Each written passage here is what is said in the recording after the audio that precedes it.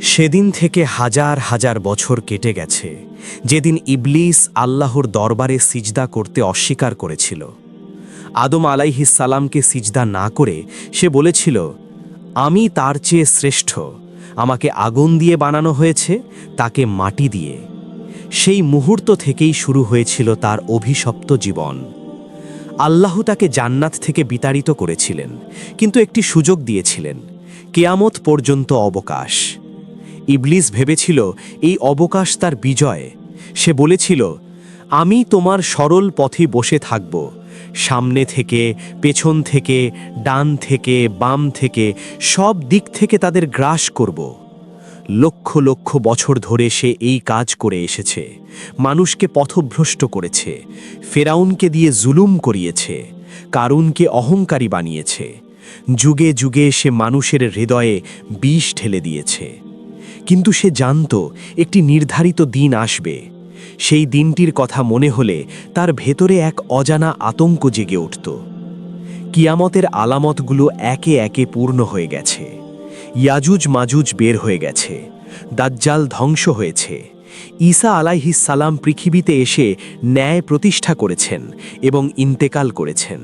সূর্য পশ্চিম দিক থেকে উঠেছে, তওবার দরজা বন্ধ হয়ে গেছে। ইবলিস এই সব কিছু দেখছিল এবং তার ভেতরে এক অদ্ভুত অনুভূতি জাগছিল। লক্ষ লক্ষ বছর ধরে সে যে দাপট দেখিয়ে এসেছে, আজ সেই দাপট যেন মিয়ে আসছে। পৃথিবীর বুকে এখন আর কোনো মুমিন নেই। আল্লাহর নাম নেওয়ার মতো একটি মানুষও বেঁচে নেই। একটি মৃদু বাতাস এসে সব মুমিনদের রূহ কবজ করে নিয়ে গেছে। শুধু পাপীরা বেঁচে আছে, আর ইবলিস একা, নিঃসঙ্গ। ইবলিস বুঝতে পারছে তার সময় শেষ হয়ে আসছে। হঠাৎ আকাশ কেঁপে উঠল। ইসরাফিল আলাইহিস সালাম আল্লাহর আদেশে শিঙায় ফুঁক দিলেন, প্রথম ফুঁক। সেই শব্দ এত প্রচণ্ড যে পাহাড় ধূলিকণার মতো উড়ে গেল, সমুদ্র শুকিয়ে গেল, আকাশ ফেটে গেল, তারাগুলো ঝরে পড়তে লাগল, সব কিছু ধ্বংস হতে শুরু করল। ইবলিস ছুটতে লাগল। কোথায় যাবে সে? হাজার বছর ধরে সে মানুষকে ভয় দেখিয়েছে, কিন্তু আজ সে নিজেই ভয়ে কাঁপছে।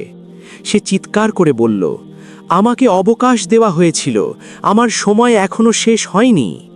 কিন্তু আকাশ থেকে কোনো উত্তর এলো না, কারণ আল্লাহ বলেছিলেন নির্ধারিত সময় পর্যন্ত।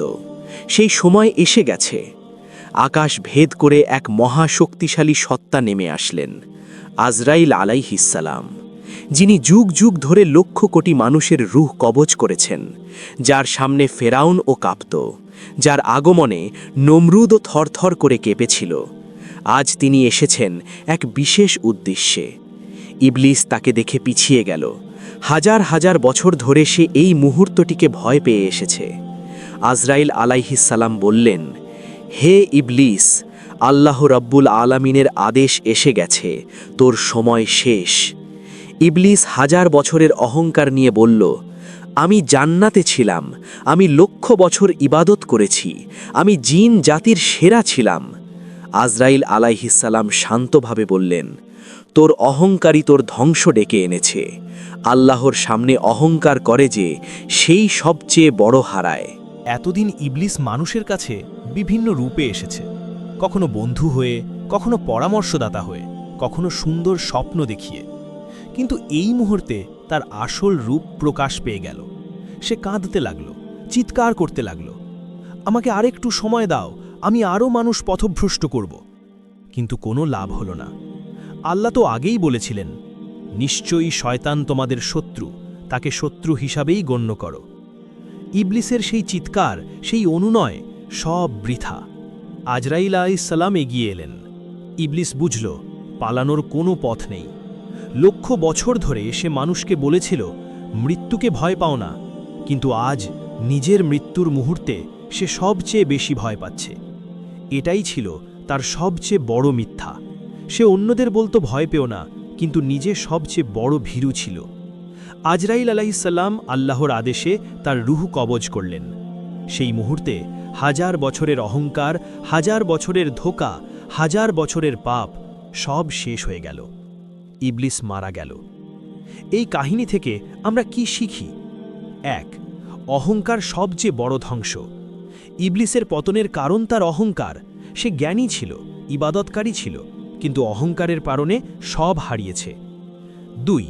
আল্লাহর সিদ্ধান্ত চূড়ান্ত। ইবলিস যতই চিৎকার করুক, আল্লাহর নির্ধারিত ফয়সালা বদলায় না। 3. শয়তানের ওয়াদা মিথ্যা।